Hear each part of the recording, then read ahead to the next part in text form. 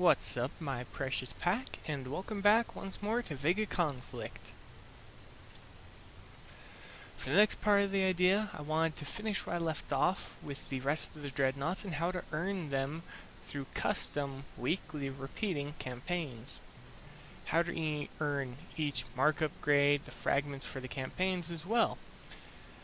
And finally, a general summary of the whole concept for adding in Dreadnought class ships for each tier, as well as a few additional thoughts afterwards. Allow me to pick back up where I left off in the previous video. So the campaigns run all week long and reset at the end of the week, either on Friday or Saturday. The premise of the first two campaigns will focus upon the VEGA factions, Dreadnought, and markup grades for the stated vessels. The campaigns must be completed to unlock the Dreadnoughts. Actually, give me a second. Okay. The campaigns will contain 4 sets, each set consisting of 3 to 5 attack missions that a player must complete to unlock the Dreadnought for that faction.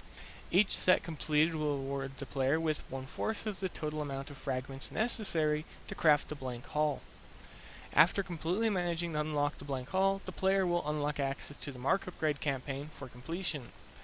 The markup grade campaign will be broken into 5 sets, each set consisting of 3 to 5 missions that award fragments to craft the corresponding mark credits upon successful completion of each set.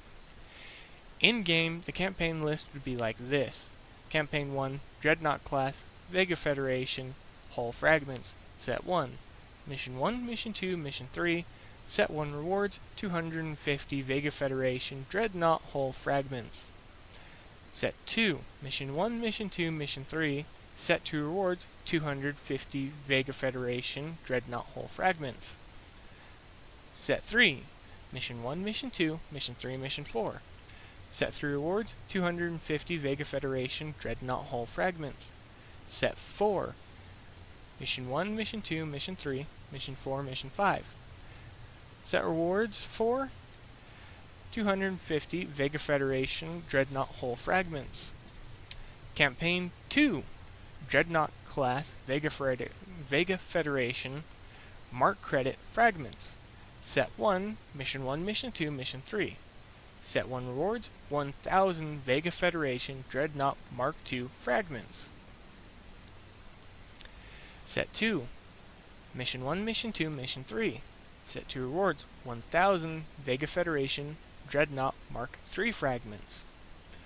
Set 3, Mission 1, Mission 2, Mission 3, Mission 4. Set 3 rewards, 1000 VEGA Federation, Dreadnought Mark IV fragments. Set 4, Mission 1, Mission 2, Mission 3, Mission 4, Mission 5. Set 4 rewards, 1000 VEGA Federation, Dreadnought Mark V fragments.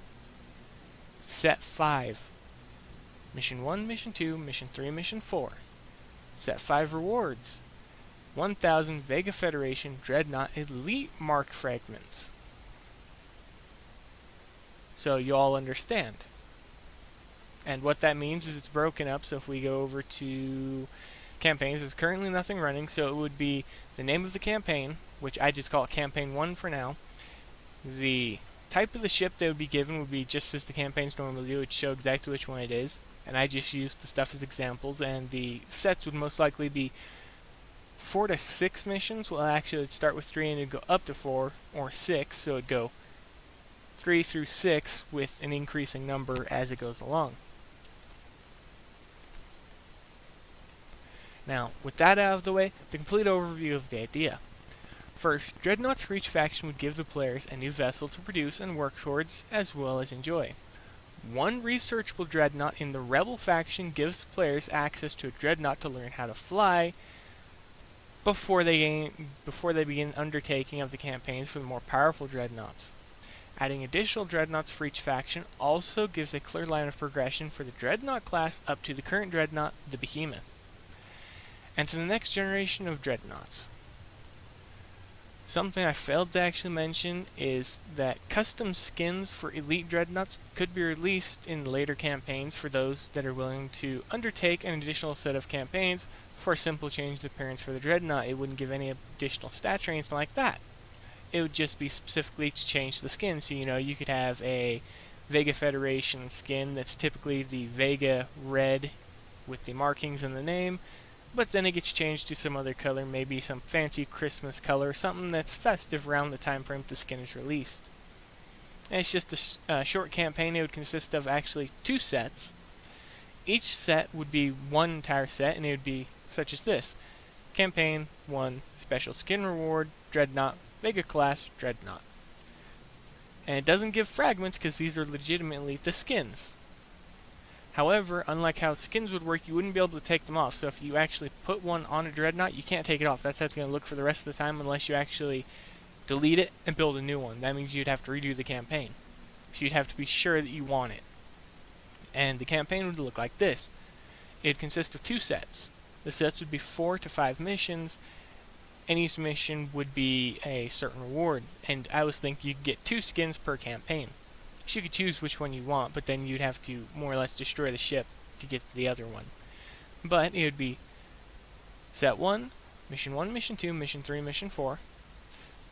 Set 2, Mission 1, Mission 2, Mission 3, Mission 4, Mission 5, and the reward for Set 1 would be X skin for this ship. The reward for Set 2 would be this skin for X ship. But that's all I wanted to do for the general idea for Dreadnoughts. It was just to fill out the blanks leading up to the other one, but it also gives lower level players more or less a look at the good life, a look at the high life, so that they could have a Dreadnought that we're currently working on grinding out, but all they'd have to do is research and produce theirs. Theirs would never be as powerful as ours because theirs can't equip alien weaponry or anything like that. And it would be so much different as they slowly upgrade because they would see this already monstrous and powerful ship getting stronger and stronger as it gains the faction bonuses. And that's something else that should be done, focusing on faction bonuses based on their tier. The Rebel faction is the starting faction for all players, and there is no general faction bonus for them aside from them being researchable and mass producible. And the weight of the Rebel faction's Dreadnought would be the lightest out of all of them. However, it would still be able to rival the larger ships, but you'd be able to have 2 Dreadnoughts of the Rebel class in a single fleet, whereas every other one would be too heavy even for a completely mark upgrade base. The objective of that is to show that the Rebels need still, even with Dreadnought technology, more than one vessel to be able to achieve that which others achieve with just one vessel. And the upgrades and everything, they would be on par with that of the current Dreadnought, which is the Behemoth. Unmark upgrade, as the stats showed, it would be basically carbon copies I showed in the previous video, with the exception of they wouldn't have overdrives, they wouldn't have increased damage for Saltarians or anything like that. Only the factions that have those types of bonuses would feature that in their Dreadnought. And the objective of the Dreadnoughts is just to add an additional fun fact for an additional fun feature for everybody to enjoy. If a researchable Dreadnought was made available to everyone, would you willingly skip the research time, which I would say should be set at a minimum of 5 days? Would you skip it with coins and then start a 5-day build time on said Dreadnought just to enjoy it?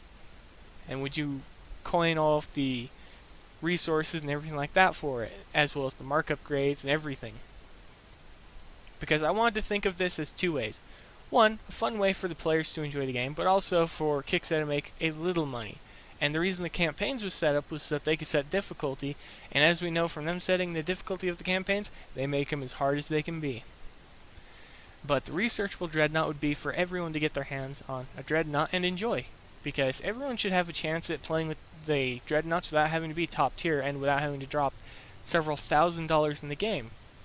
If they drop $25 and then $25, and then $25 more dollars in the game to completely unlock everything for the Dreadnought, start producing and then mark upgrading them, it would be much more entertaining. And producing a Dreadnought via the ship factory means that it won't tie up into where the rest of the Dreadnoughts will be built at the workshop, just like the current Behemoth. The idea has been carefully thought of in some aspects and not thought of in others also. If there's actually aspects that I missed about it, please let me know in the comments section. if there's anything I may have actually skipped over or didn't talk about that you actually think could be implemented as well, feel free to say so below. And again, this idea will be taken over to the forum upon both videos being released, and they should be released within an hour time frame. But that's going to be it, everybody. If you have any additional, anything you'd like to add to this idea, feel free to say so below. If you have any rough stats for the Rebellion, which will be what I hope could be the name of the Rebel Dreadnought, feel free to leave them below as an example of what it could be. But remember, keep the weight lightweight, because it needs to be able to fit 2 ships in a fully mark upgraded fleet bay. And before anybody asks what's a fully mark upgraded fleet bay, 144,000 tons. So you could get 2 dreadnoughts for roughly 55,000 tons before their mark upgrades, or around 52,000 tons for their mark upgrades for the Rebellion. But that's going to be it, everybody. If you like this concept idea, most definitely leave a like. If you want to see more concept ideas like this, subscribe. There is a list of concept ideas that I've been slowly producing and adding to a playlist, and it is a separate playlist from the VEGA playlist. So you can watch either, and you'll get a different feel for the game. But it's time for me to go, everybody. And as always, be safe out there in the void, and I'll see you later.